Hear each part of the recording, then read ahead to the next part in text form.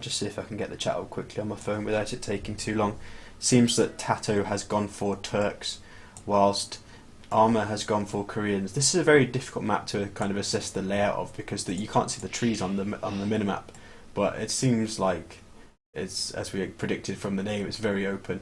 Very few trees. In fact, most of them are dead, as the barren name would imply.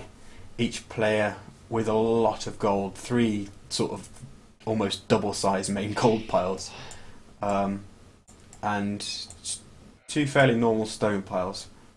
So I'd say that Johnny, no, I won't call him Johnny, I'll call him Arma. I'd say that Arma's map is a little bit better because 2 of his big gold piles are towards the rear of the map, especially this one. It's much more easy to protect behind his town centre, but really the fact that the map is just so open from 360 degrees means that that gold is not necessarily quite the advantage it might be on a map where you've got, like, say, a nice forest protecting here or something like that. So we'll see. I'm just still in the progress of trying to pull up the chat on my phone to see if that, so that I can see what you guys are saying. I think I've got that now. It just helps to make it a little bit more of an interactive stream. Right, Turks versus Koreans. Koreans are often really regarded as one of the lowest tier civs on an Arabia style map, if not the lowest, simply because they're so slow with no economic bonuses, but they do obviously have a strong tower rush, so I wonder if that's what Arma is going to go for. As said though, Turks are not very much better on Arabia. Like, both civilizations can pull off something like Drush FC crossbows or Drush flush with archers or something like that, and then Turks, obviously, if they go scouts, they have the advantage of the free light cavalry upgrade. But really, these players, it's tough to say that they all have a specific strategy in mind just from the civilizations that they picked, because it's not as though they had a free pick of all the civs.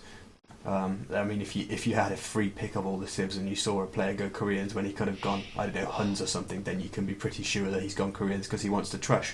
But if you've gone Koreans when you only have 4 civs to pick from, it might be that he's not necessarily got that in mind.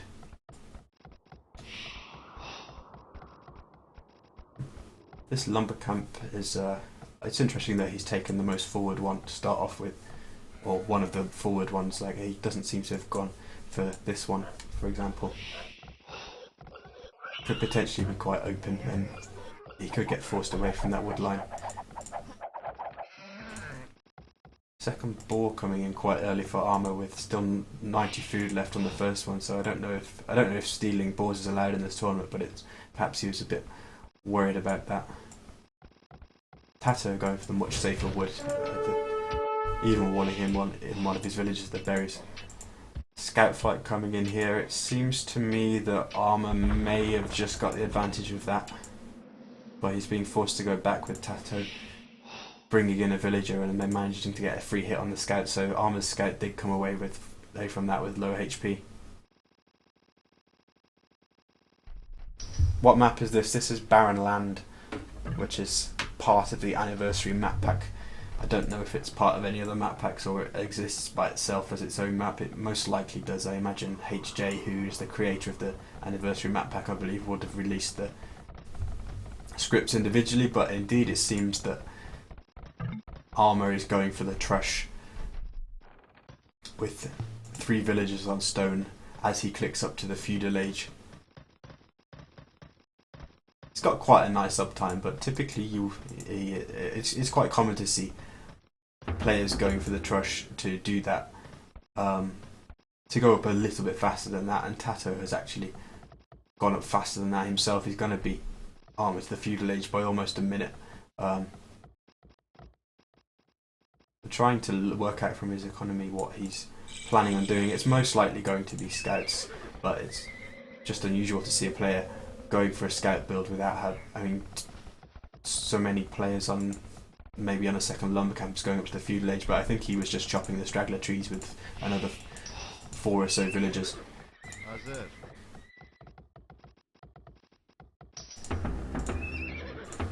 scouts coming out along with the spearmen. I see this a lot from TaToH. He seems to always accompany his initial scouts out whenever he does scouts as his first play with a spear, and often just sends it straight forward to the enemy player's base.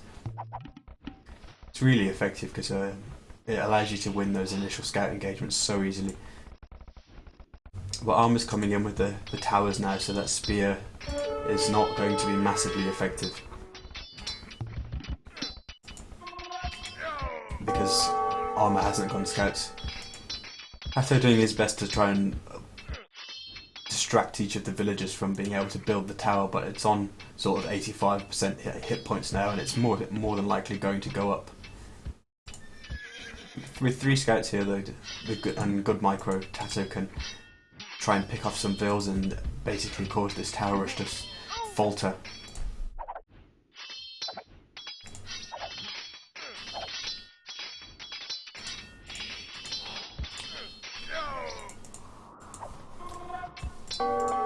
And right now, Arma only has 2 villagers to come to tower rush with, and both of them are almost dead, so he will be scared to let them out of the tower.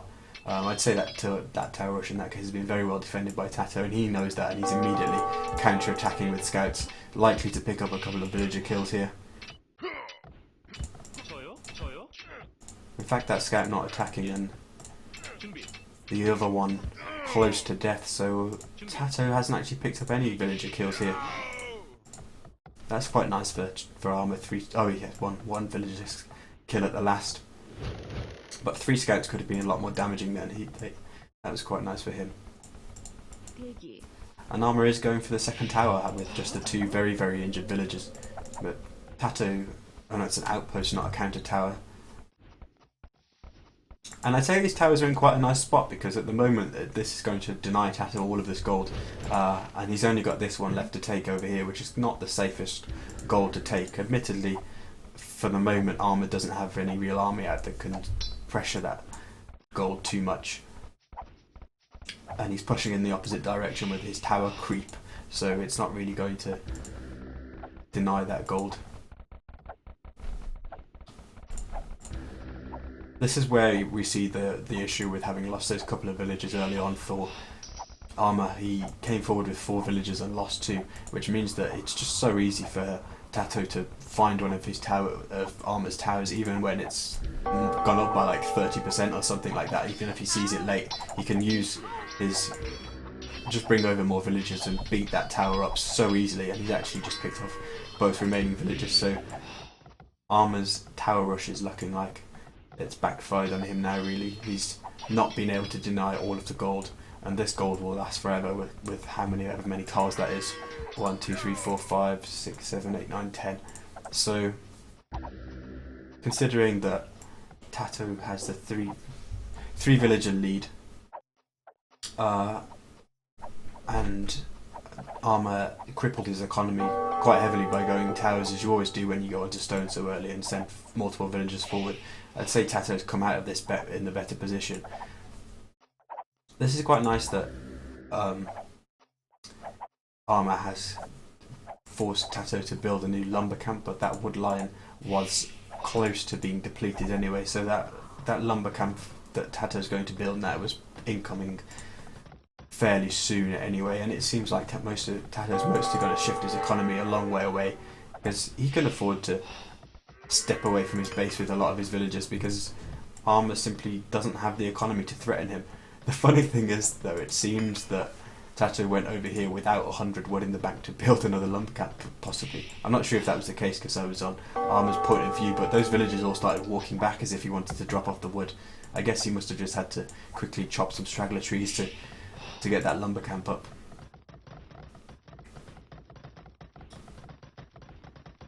What's up with the minimap? For some reason these trees just don't show on the minimap. I don't know if the map maker has applied some kind of special properties to them, or it's just the type of trees that have been chosen. If you click on them, they say tree and then a letter like G and L or F rather than what type of tree they are, like forestry or something like that. So there's something special about them. You can probably check it out in the scenario editor and find those particular trees. Arma trying to deny another wood line with a sneaky tower with one villager, but TaToH's well on top of that. That looks like he may have already got Town Watch. I'm just going to check that, because yeah, he's already got Town Watch, which is a sensible thing to do when your opponents are looking to put towers up. Race has just informed me that all of these trees are effectively straggler trees, so there'll be something in the code to basically bunch together straggler trees into groups. Of the minimap, so rather than them being actual forests, these are just straggler tree clumps.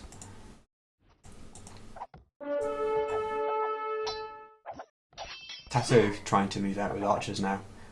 Still having a couple of scouts remaining, or I didn't see if maybe he replaced them with a couple more.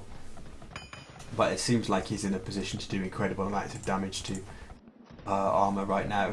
Arma doesn't have towers out defending the entirety of his base, just on this forward wood line, and so as long as TaToH hits the right places with these scouts and archers, there are going to be huge amounts of villager casualties for Arma. Another, well, a sneaky tower coming up on this stone pile for TaToH, trying to see if yep, Arma can see that, but he hasn't reacted. That's been coming up there for a while. TaToH knows that this wood line is protected by the tower, and so he's just moving around the perimeter to see what he can hit.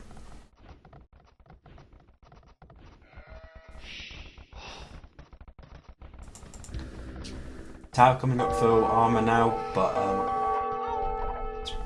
in fact he's got two on this golden pass line, so that will be safe for now. But this is a incredible investment of stone for the just to protect the gold pile. Really though, if he'd have just made one tower on one side, then TaToH would have probably just walked around and hit the other side. Doesn't seem like there's anything going on at TaToH's base. It's just him trying to apply the pressure where he can in Arma's base. But Arma has clicked up to the castle age.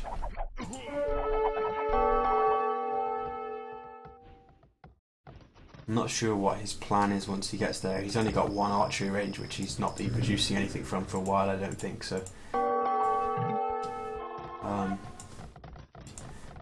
going to be a question of waiting to see what he makes of his earlier castle age time. But following on his heels is TaToH, just 50 seconds behind, so there's not going to be too much of a difference in castle age times. And of course when TaToH gets there, he's already got an army which is ready to upgrade to the castle age equivalent. I think on a map like this, once crossbow and +2 the bodkin arrow kicks in, then TaToH will be able to raid these resource spots for Arma much more safely without losing archers in this manner, because he won't have to get as close to the tower. You know, villagers in this sort of position will be in trouble. Second ball of archers coming in for TaToH on the north side of the wood line, and this is what TaToH does so well. I've watched a number of his games lately, and every single time I've noticed that he gets balls of units and runs into the wood line or the gold pile of one player of his opponent, and then just as the opponent is reacting to that, he moves in another ball of units somewhere else, raiding from multiple spots at a time.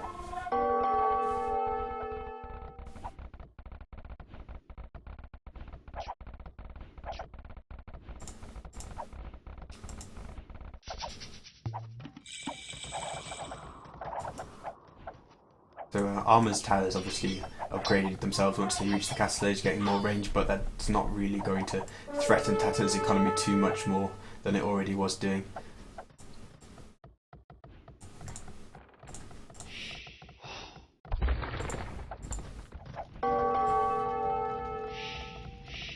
Arma with an extremely imbalanced economy at the moment. He's lacking food, so his second town centre over here is as much for protection as anything else, because he's unable to really produce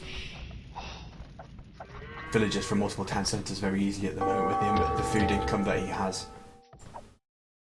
Just heard a siege workshop going up right here to try and deter these crossbows from continually picking at the edges of Arma's economy.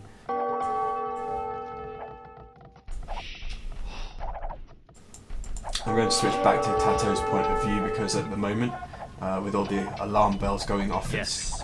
off because TaToH's crossbows are attacking the buildings of Arma, it's getting quite annoying. TaToH did somehow manage to get a sneaky tower up here that's hitting the gold mine. I'm not sure where the villagers came from. I'm guessing it was the one that built this tower, snuck around the bottom. Arma would have been able to bash that down with his villagers, but just really TaToH only has to leave one crossbow here to deter that for a while. For the meantime, at least until a mangonel or something arrives, which is what's happening now.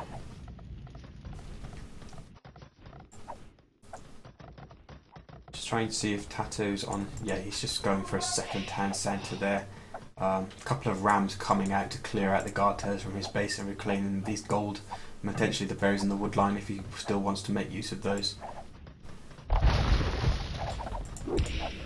Mangonel for Arma to take TaToH's tower off his gold.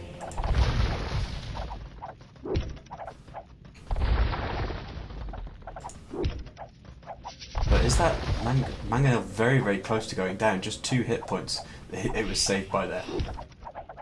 That would have been a highly unnecessary loss for Arma.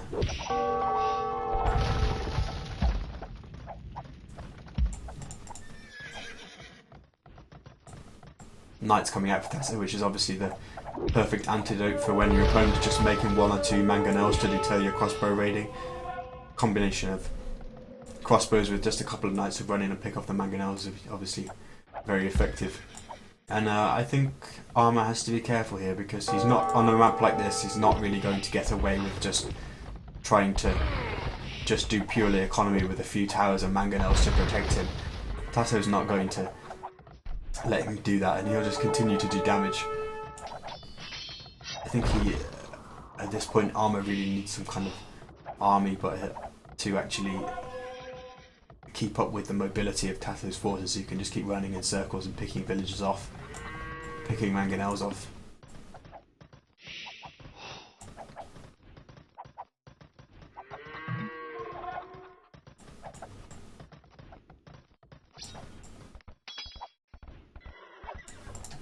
TaToH reclaiming that gold now, putting a town centre on it, but that's going to be him onto 3 town centres. But Arma's on his 3rd now as well. That's quite a nice one in that it secures quite a lot of safe wood gathering, which is not a bad thing on this map because the wood lines are quite exposed and tiny.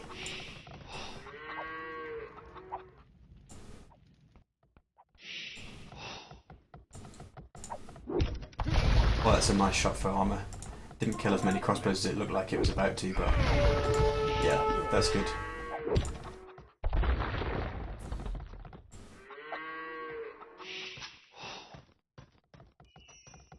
Both players now dead even on villagers with 60 apiece, so it was looking a bit precarious for Arma at one point because he couldn't seem to stop TaToH freely moving around and picking off villagers at his wood lines and gold lines.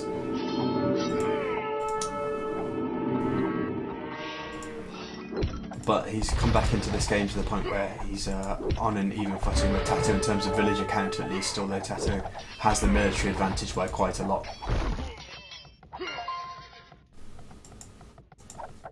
And now, after that little engagement that we just saw, Arma down to 0 military again, so he's got to be careful because it's alright continuing to build up your economy, but if your opponent's keeping pace with you economy wise and has a military already on the field, then you're always going to be lagging behind when you eventually decide to get some kind of military out.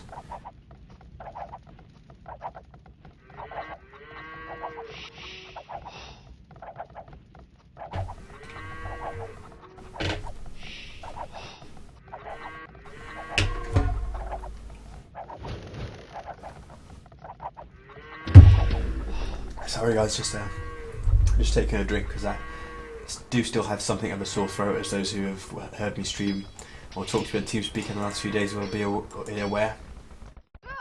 Arma coming forward with this forward castle, but it's going to get denied. 2 knights and 3 crossbows will be enough to force those knights back, although the monk may be able to pick up a knight. That's not happened actually, that's nice. TaToH didn't lose a knight, picked off the monk. Forward castle denied for now, and Arma with 15 villagers idle and forced to retreat. And TaToH's just going to come out here now and attempt to build his own castle to make sure that castle from Arma never goes up. Let's have a look at the resources. Both players with about 400-500 food and gold, but actually TaToH just spent quite a lot of resources on all of those upgrades, so he's a little bit behind. But the Imperial Age times... In fact, Arma, if he's aiming to go in relatively quickly, could sell some wood and pretty much go up straight away, but it would be difficult to see what he would do with Koreans and only 80 villagers and no standing army at this point.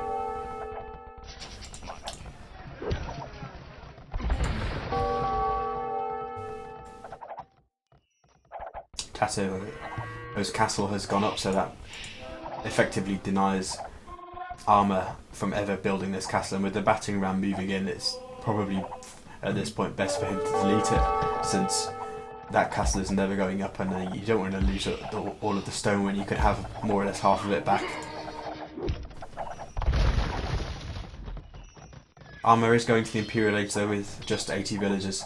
TaToH actually has 15 villager lead on him now, so I think Korean's going to be tough, because with proper micro you can make a Turk army that it's not cheap, but you can go up with a slightly lower number of villagers and then do some damage with them well microed.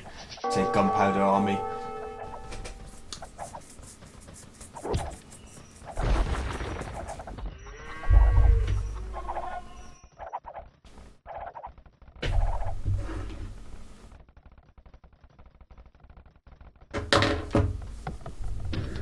But there's going to be almost no difference in the Imperial Age times, really, about 35 seconds. And of course, as I've been saying repeatedly throughout this game, when TaToH reaches the next stage, he will have an army that he's already able to upgrade, whereas Arma with just 4 units on the field, he's going to need to mass up before the upgrades that he's able to get become worth anything. TaToH's actually managed to sneak another siege workshop down here with a few crossbows guarding it, so he may be looking to do some rams or something from there, whilst he diverts Arma's attention on the front lines.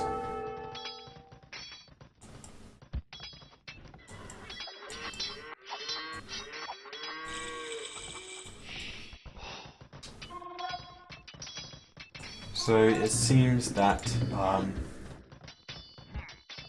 Arma is going to shoot for Arbalest as his first tech choice when he reaches the Imperial Age. He's just catching up on upgrades from the Castle Age now with Crossbowman and Bodkin Arrow, but the fact that he's dropped a few ranges and he's getting those upgrades now means that Arbalest is surely on the way. He's actually got quite a nice bank of resources, so he should be able to produce a large army relatively quickly, but lacking a castle, so unable to get trebuchets or conscription at this point in time. And it looks like TaToH is going to just circle around like an army of vultures, just moving in knights from different rams from different directions.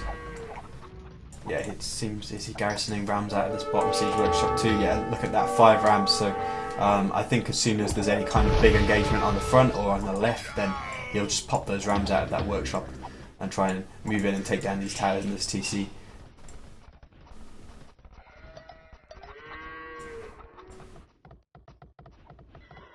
TaToH continuing to circle around to see what he can do with a few knights.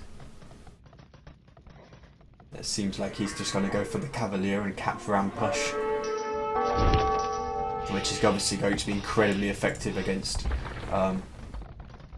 Arma going for Arbalest and maybe a few mangonels, so Arma having to react and drop down barracks to get the Halberdier upgrade.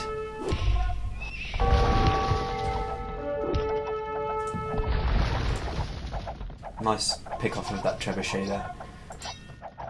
You didn't want that castle to go down almost as soon as it had gone up after having lost the previous attempt to build a castle. Seems like Cavalier's raiding effectively on different parts of Arma's base, and now the Rams have left that siege workshop. He's actually got 7 of them moving in, so they'll make short work of this area of Arma's base and deny that golden farm income. Arma can't actually react to that at all because all he has is Arbalest or the slow-moving mangonels, so those Rams combined with a couple of Cavaliers will have taken all this down by the time the mangonels get over there. and he's likely to lose those mangonels to cavaliers anyway. So at this point, it's looking more or less over for Arma. He's getting out trebuchet and some arbalists on the front, but even if he makes a little bit of progress here, I think his base will be gutted by the time he comes back to deal with it.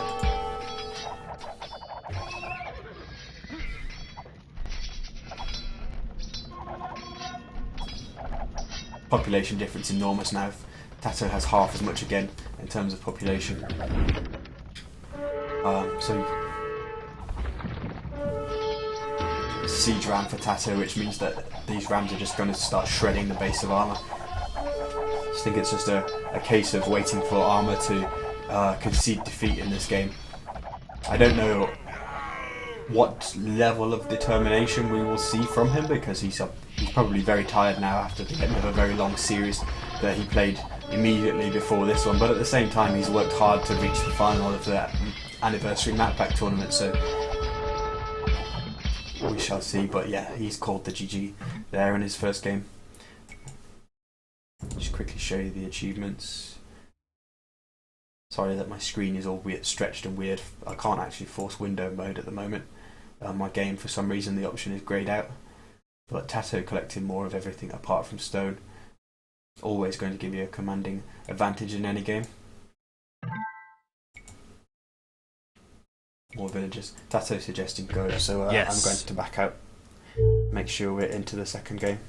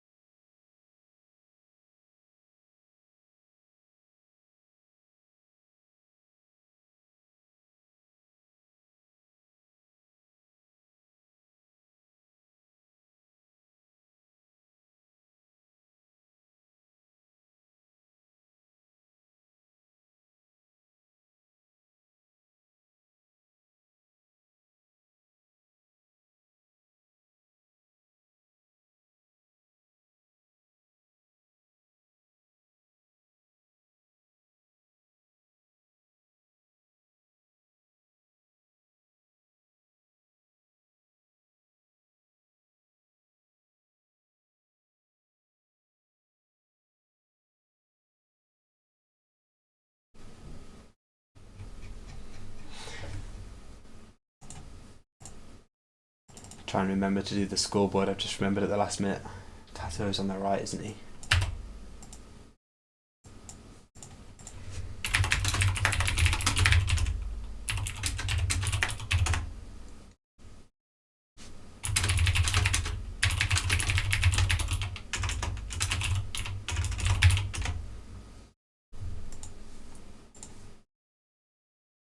Okay, so game 2 is going to be...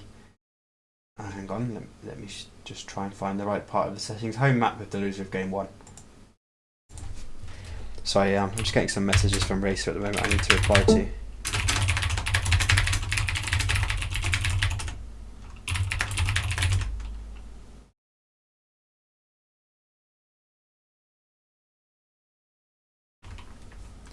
Okay, so home map for Arma, and it's going to be free choice of civilizations. I think that's free choice of all 18 civs, so let's see what they're going to pick. I don't know at this point what the map is going to be, so we'll have to wait until we are into the game for that.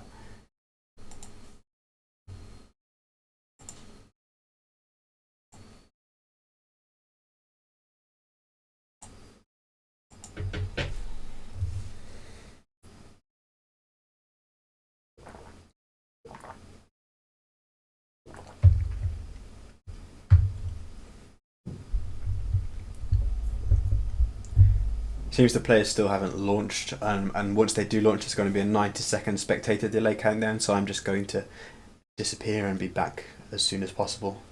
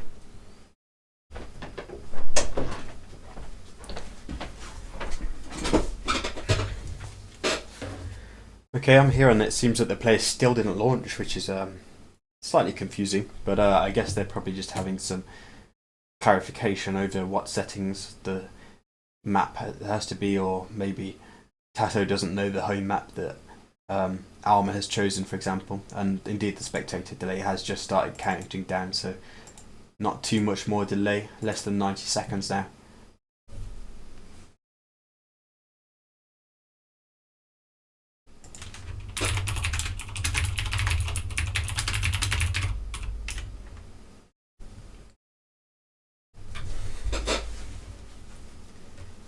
Again, still not aware of what map or which map Arma has chosen as his home map, so we're going to have to wait until we get into the game to see.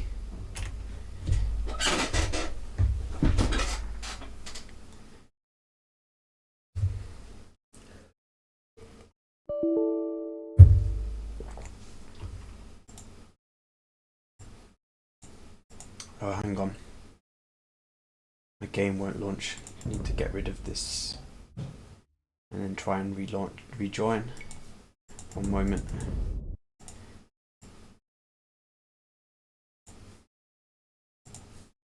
Gonna have to rejoin the room.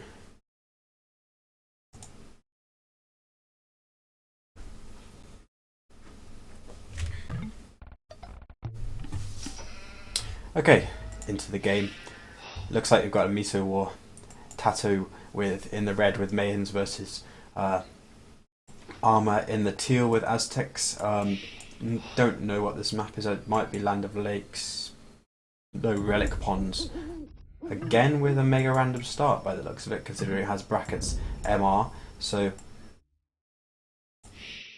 as the name would suggest, it seems there are multiple ponds on the map with some relics floating on the shallows, which makes going to try and get those relics a very sort of micro-intensive and potentially wood-intensive endeavour, because if you've not already got a dock on that pond, you may not be investing 250 wood into getting the relics. Well, sorry, 150 wood for the dock and then the wood for the transport ships too early in the game. Until... Sorry, I was just really confused by that message that Race has just sent me. Okay, yeah, I know what that is. So I can continue streaming after I have to vacate the channel so that Momano can bring you the Uprising games at 20 GMT. So on this map, Mayans v Aztecs, it's with the relics being so difficult to get, the Aztec gold bonus isn't going to come into effect, and I feel like TaToH will have the advantage up until the sort of like mid to late imp. I think that the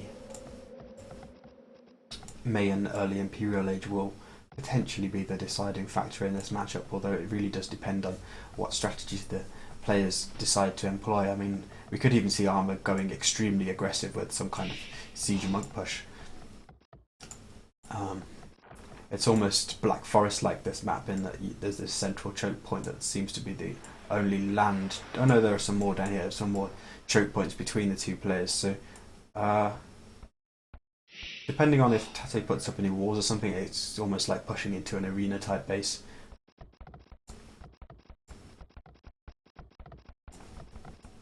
Trying to see if... trying to look at the fishing now, actually. There are some deep fish in this middle lake. That's actually a really nice one to dock, and it's much closer for TaToH to go to. It seems like he's moving out there with the villager. His Eagle Warrior Scout has detected the deep fish in that lake and realised it's a really great lake to dock on. But Arma has his own on this in this back corner. 3 deep fish and 1 shorefish on a private pond that won't be able to be contested by TaToH. That would be really nice to just put a dock and maybe 2 fishing ships on. But this one actually for TaToH is really good, because even later on he can move his fishing ships over to and have another 3 or 4 deep fish over here. So he's found the perfect spot for a dock at this point. And Arma hasn't actually gone for a dock at all.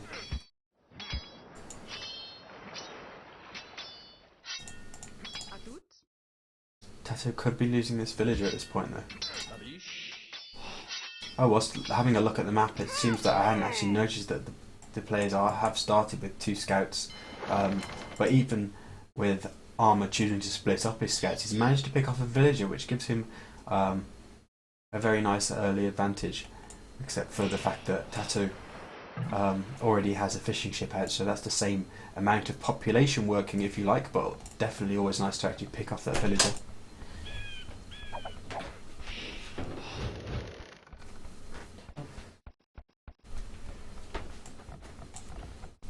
One second.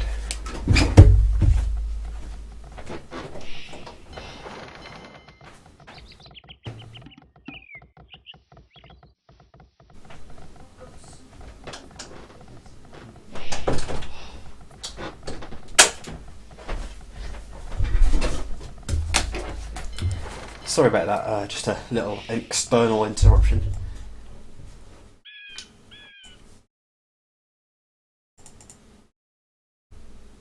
So TaToH adding more fishing ships onto this lake. It's going to go up to 4, which is quite standard. But if once he realises how big this lake is, he may even add a second dock and more fishing ships over here potentially. But if he does do that, then he'll have to think about making sure he doesn't get those fishing ships cleaned up by a fire ship in the Castle Age or something like that. If Arma realises it's there, I doubt Arma will be adding quite so many fishing ships over here. I think about 3 maybe might be the right idea. On the smaller pond where he doesn't have as many fish to take. Eventually those fish traps will go idle, those fishing ships will go idle in the later game, and he'll have to build fishing traps if he wants to keep them working, which probably he won't invest the wood in that way, certainly not until late game when the resources get plentiful. Looks like Arma's going to completely seal off his base then. This is actually a fairly nice wall off he's going for now. His wood lines will be a little bit exposed, but keeps him with a back gold behind that he can retreat to if he loses this one. TaToH with no walls for now. He's found an incredibly nice spot for a mill actually, being able to mill deer and take shorefish from the same mill.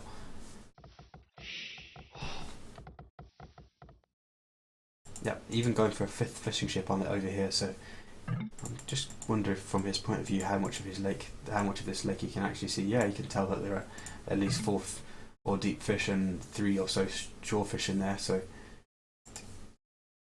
no wonder he's chosen to add more than the standard sort of like 4 fishing ships.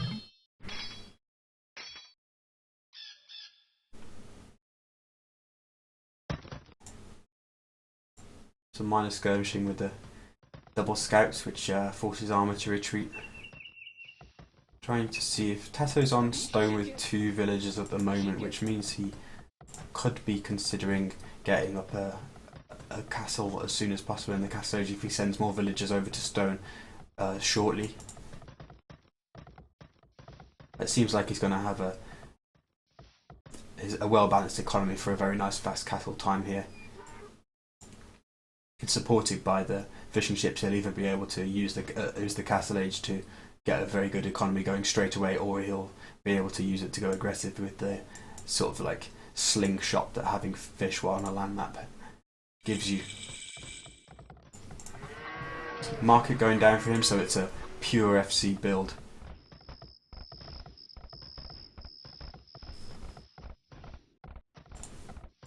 I guess he's looked at the walls that Arma has made, and he hasn't scouted a barracks or anything like that, and he's probably just assumed that it's perfectly safe to do that. And the distance between the players is fairly significant as well. Normally on a 2-player map you see the players a little bit closer than this, so that kind of precludes, well not precludes, but it works against someone who wants to come forward early on. They take about 20 seconds longer to get there, and that can significantly impacts, because it's much harder to stop someone just clicking up and then out-teching you with something once they reach the Castle Age.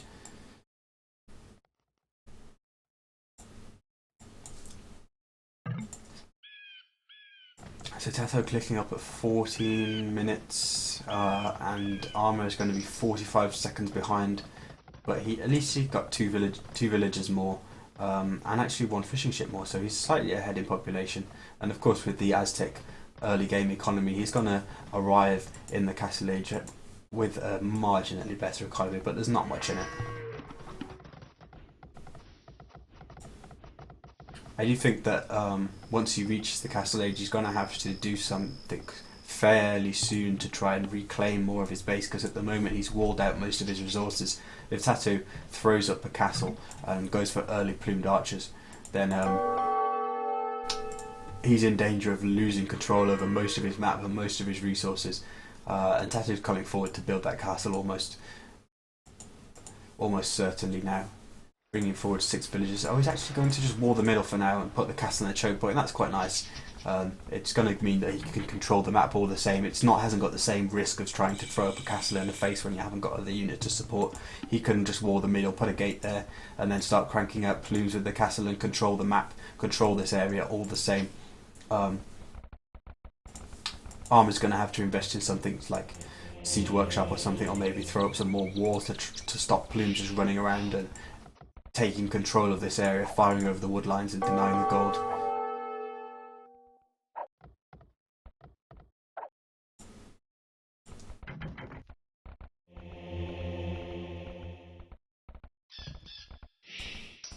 Something we have to remember, of course, is that the map is open down here as well. So, although it's a very long way around for the players to go there, they may want to think about walling that off then. I don't know if either player is completely aware that this fully connects. It looks like Arma would have reason to believe that it does, because you can't see this bit, but you'd more than often than not you'd expect those two parts to be connected.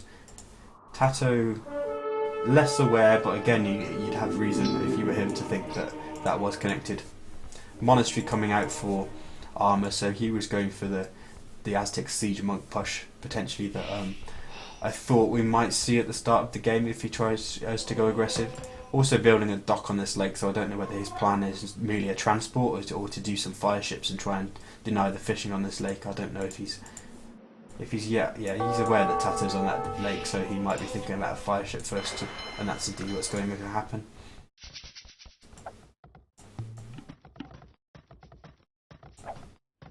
The map is Relic Ponds, which is part of the anniversary map pack. Fire ship for Arma chasing TaToH's transport ship. TaToH needs to unload those units very quickly or he's going to lose them unless he retreats to the safety of the castle. Even so, it looks like Arma's going to accept losing the fire ship in order to destroy the transport ship. I guess that has the advantage that it means that the units, TaToH's not going to get that relic anytime soon, which I think was what he was aiming to do.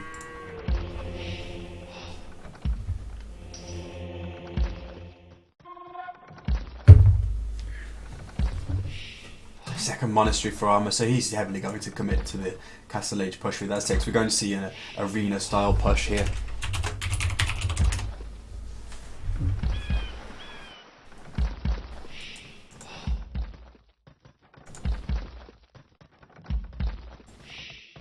TaToH's still heavily on stone, so you may be thinking about a second castle to just defend against this rush. I'm not sure. It's going to take him a long time to get the stone for it if that is what he's doing though. Oh, he's actually already had the stone, sorry. I switched to his point of view too late to see the number of resources that he has. Second castle going up for him then. It's 1 or 2 tiles further away from the other castle than would be absolutely ideal, but even so there's just no way that Arma can push in against these 2 castles. Siege and monk push stopped in its track. Axe and Arma writing 24 in the chat to signal the fact that he's been thwarted by the double castle. And right now TaToH's plumes are just free to go and raid. Arma doesn't really have control over this area of the map, which means he's going to be forced to put a lot of villages around this area. And indeed, I'm sorry I missed this because I think it must have been dropped off by this transport here and they've run around the back, but TaToH has plumes in the back of Arma's map. His economy right now is running on such low efficiency, and you can contrast that with TaToH's, which has been undisturbed for the entire game.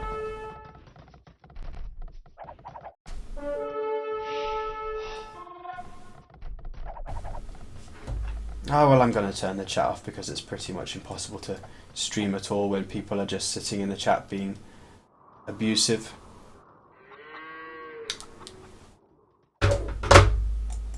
Really kind of saps your energy to even bother bringing the games to people at all.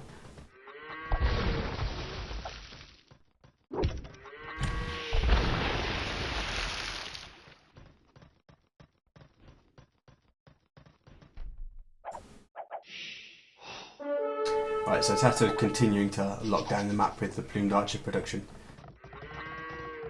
And at the moment Arma is just really backed into a tiny little corner of the map.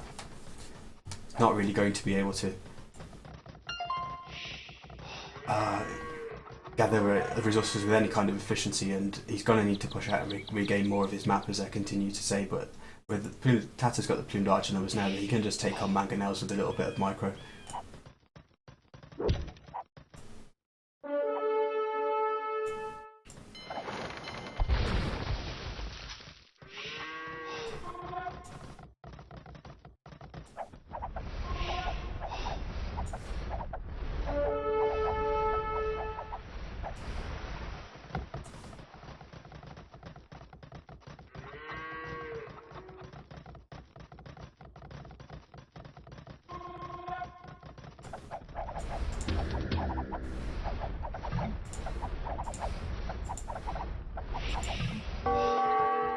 Arma does manage to click up to the Imperial Age though, so with this economy he's going to be able to maybe add some more mangonels, but I don't know whether he's potentially thinking about going Eagles too, dropping barracks. So he's really throwing all his eggs in one basket. He's going to do one raid with Elite Eagle Warriors before TaToH is Imperial Age himself, and really hope that he's able to do enough damage with that. If it doesn't manage to do enough damage, then that's going to be game over, because by that point of the game TaToH will have a large massive plume archers and a much better economy, and when TaToH himself reaches Imperial Age, it's going to be very difficult for Arma to do anything about that. We've seen this in so many Arabia games where players kind of who have Aztecs, and in Aztec Wars they race to the Imperial Age to try and do an eagle push with their and try and win the game with that. But it seems like well, I was going to say that Arma was actually still gathering quite a lot of wood, so he may be aiming to supplement the eagles with a lot of siege and rams, but he's now he's got fewer people on wood, so I don't think he'll be able to add as much siege as he may have been thinking about doing when he was floating a large number of wood in the bank. I think it's going to be just pure eagles.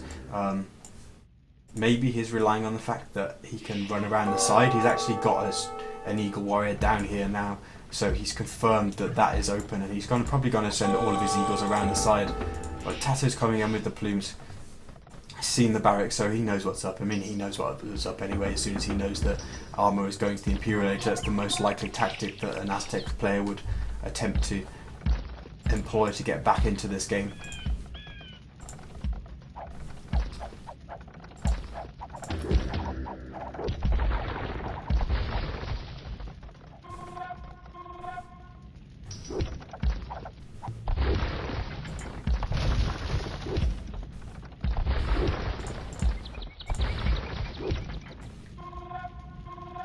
Well, Arma going around the side of this first group of eagles now. TaToH has put an outpost up there, so as long as he looks, he'll be aware that this is happening. +4 armor is going to be able to come in, so those eagles are going to be able to raid effectively.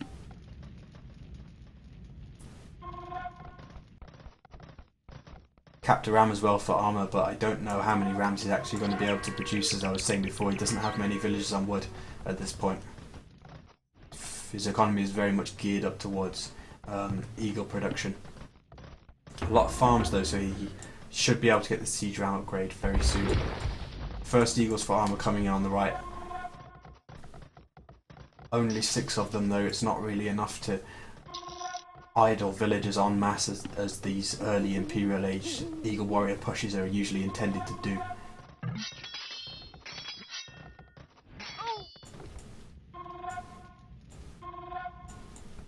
More coming in on the right though.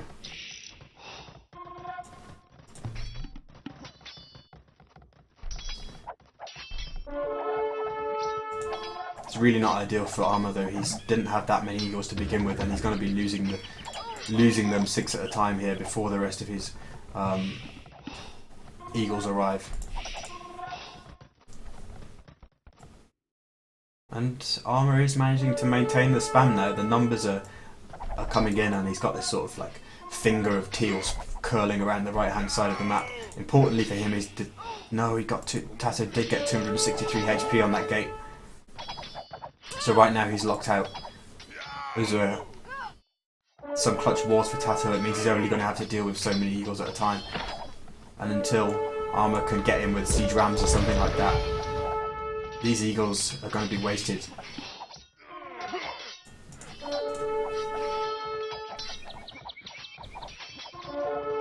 Let's see how far away TaToH is from elite plumed archer. Still quite a way. He still needs a few hundred of both food and wood in order to be able to get elite. At the moment, those plumed archers are only doing probably one. I mean, I haven't checked the exact stats. Probably only doing 1 damage or so to the eagles on. But I think there's a little bonus in there that once they get elite.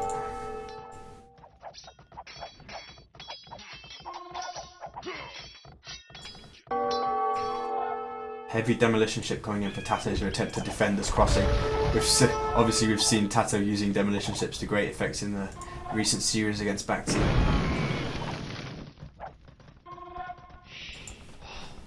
For those of you who haven't seen that little clip where he clinches Polaris, I highly recommend you do.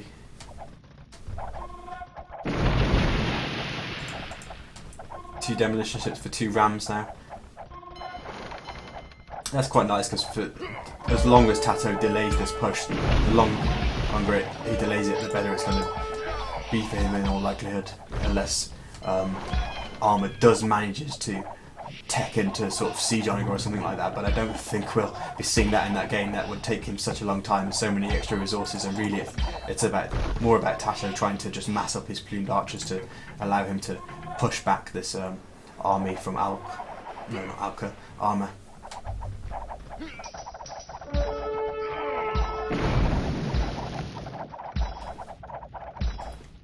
This is a lot of plumed archers coming in to raid the economy of Arma. As much as Arma is using this area to raid, he probably needed to wall behind it with a gate or something just to stop TaToH from using that against him.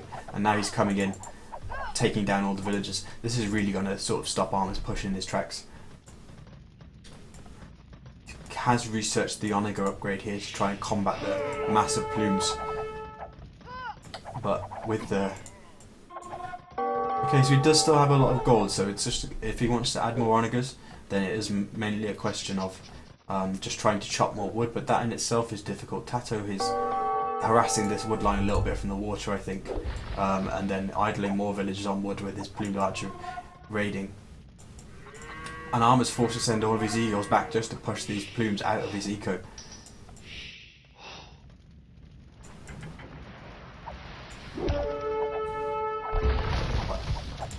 TaToH needs to notice this Onager. He's always going to lose a lot of plumes. I think he lost about 7 plumes there for 1 Onager, so that's a decent trade for Arma.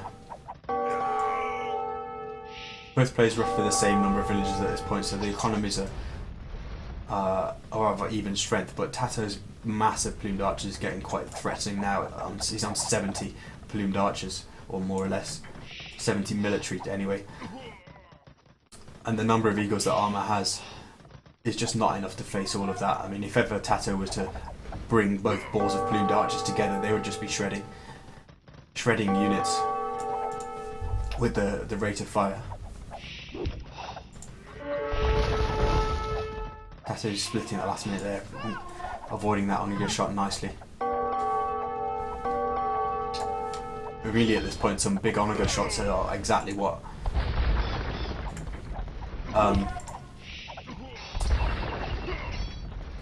Arma would be needing, because right now TaToH's military numbers are overwhelming and he needs the Onager shots to get him back into the game.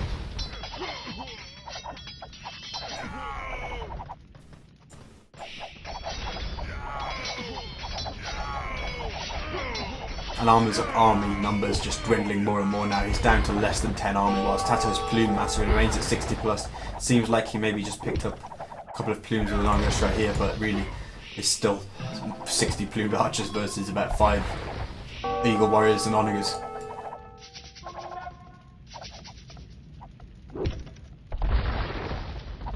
TaToH getting conscription, so he's going to be able to rebuild his numbers even more quickly.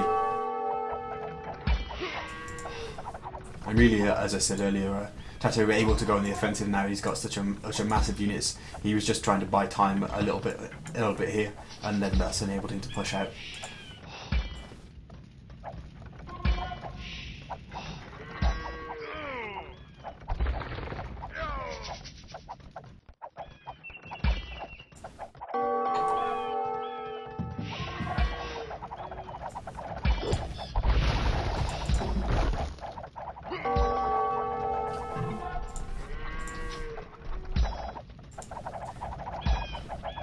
Arma right now did have a decent bank of resources. It looks like he just spent all of his gold at once to try and get himself back into the game because he knows he's on the verge of losing it here. I did just see it pop up in this corner that the players are back in the game room, and as you can guess from this ominous looking push from TaToH, TaToH did indeed win the game.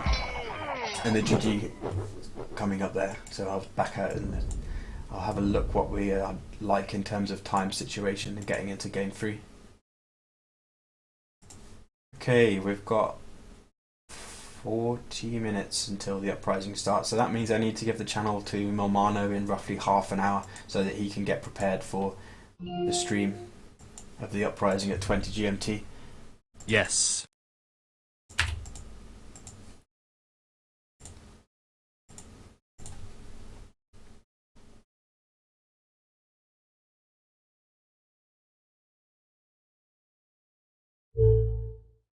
So when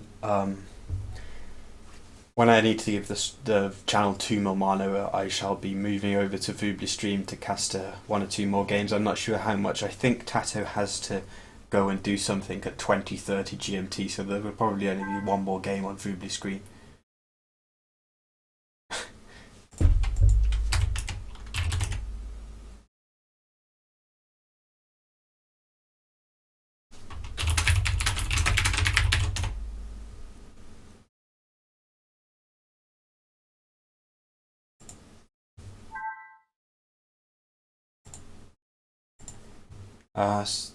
What do we have for the 3rd game? Okay, that was going to be the home map for TaToH, and again we'll see free choice of civs.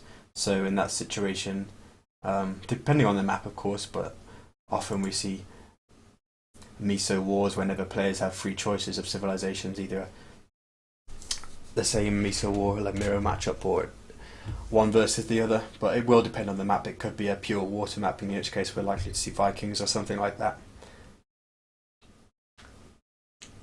Again, these players are announcing their home maps within the actual game room, so I can't see beforehand what they are.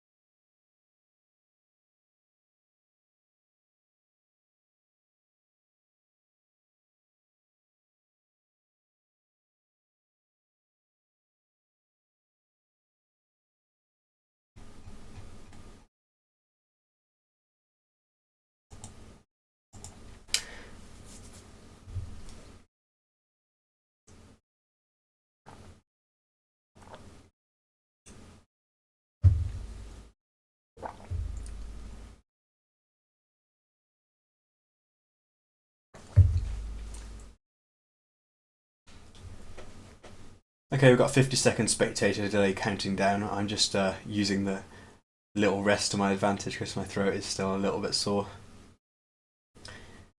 But we'll be into the game very shortly.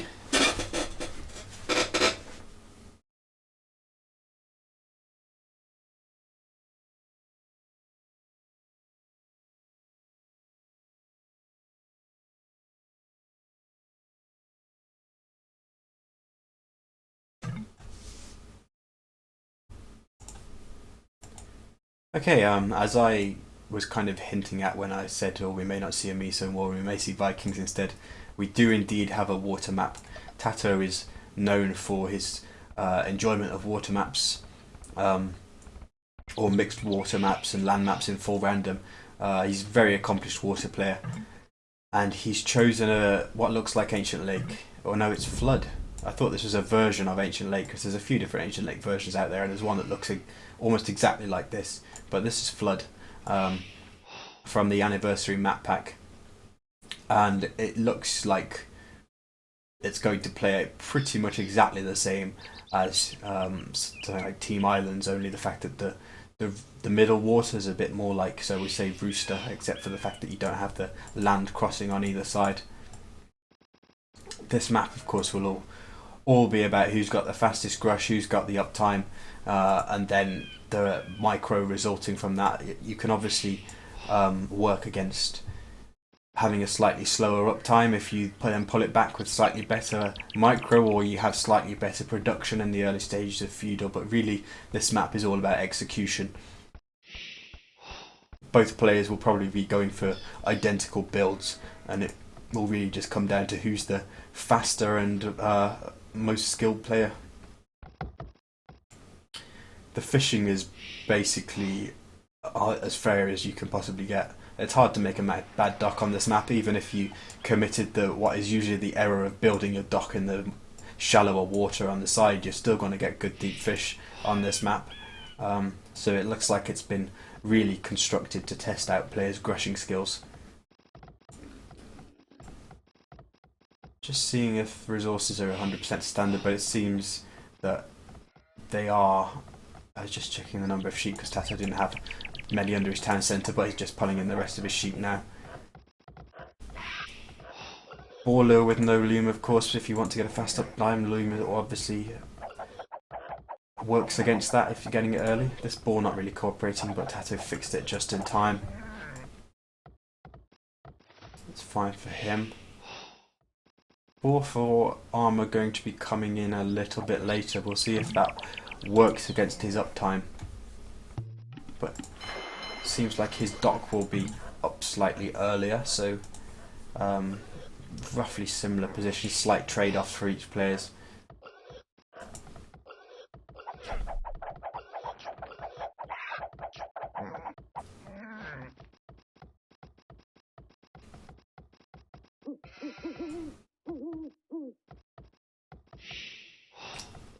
Looks like TaToH just microed his wad line then, making sure that one villager didn't stray all around here to try to chop this tree and block the other three on this side.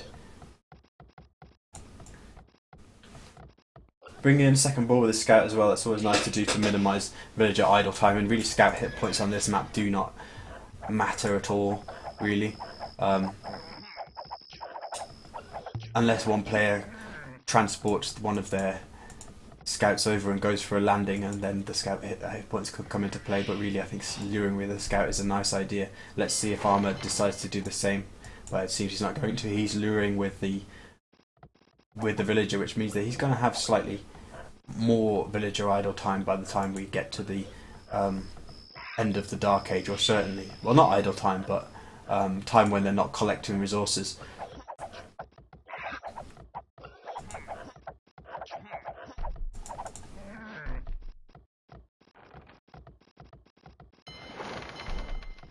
Pushing in a deer as well. It seems that if the player started with 4 deer, then that would, which it seems like TaToH must have only had 4 deer over here. Yeah, it seems like that was the first deer that's been pushed in by Arma. Usually on maps like Rooster, so for example, we see players pushing in multiple deer to get those insanely fast up times of like 9:30, 9:40.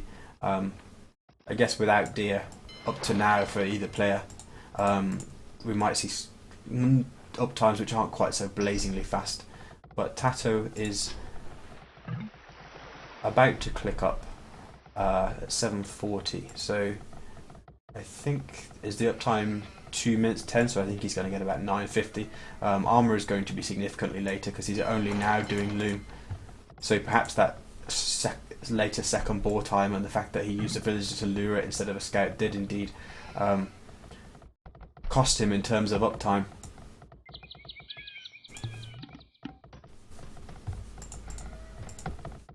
TaToH doing the standard thing for a fast grush map of just moving all the villagers to wood with a few on gold, ready to go into 3-duck production as soon as he can once he reaches the feudal age.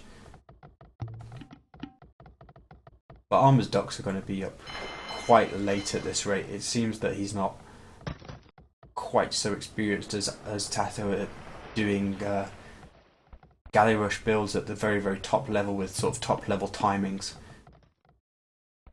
That may be an unfair thing to say because I haven't seen much of him. In fact, I've never seen him play on water, but this is just what I'm observing as I see him play on water for the first time.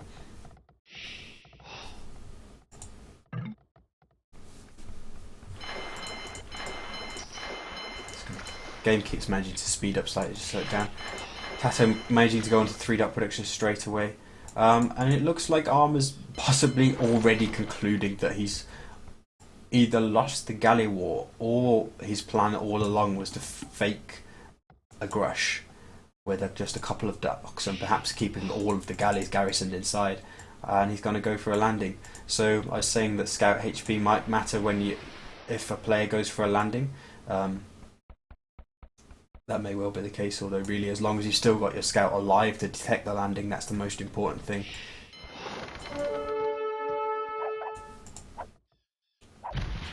Fishing ship going down for Arma. TaToH's still on the standard 4. That's quite nice for him. And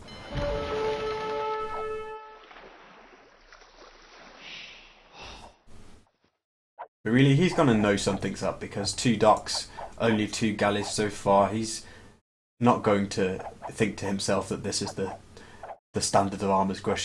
He will know that Arma is doing something, and his scout seems to be moving out already to try and work out where the inevitable landing is going to come over. He's actually scouted his entire coastline already, but he's kind of predicting where that landing attempt will be being made, and he's sending his scout almost straight there, as if he's psychic. Although that's just the experience of top players. They can read you like a book.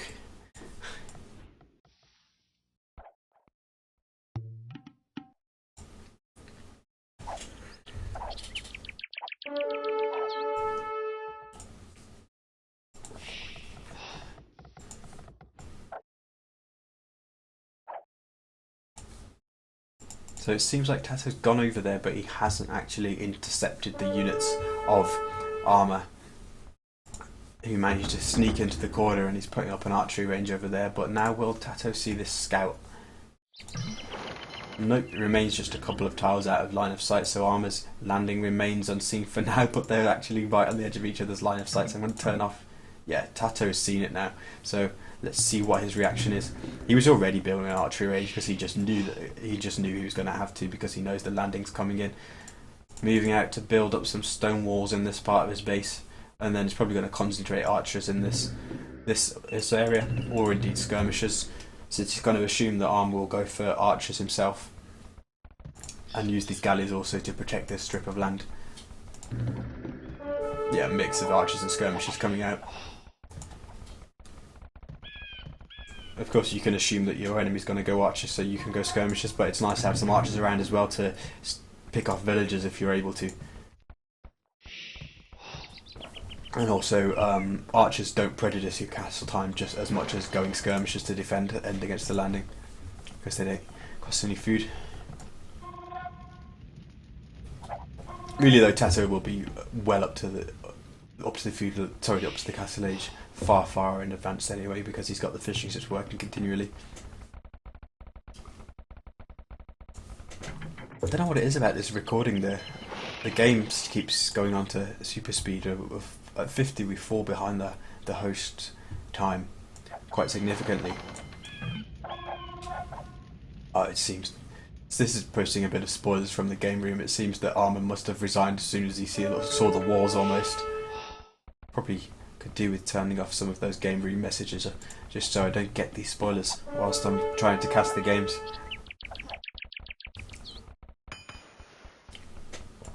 Let's see if at what point Arma does decide to... Yeah, look at that. He just sees that it's fully walled and just GG straight away because he knows it's over.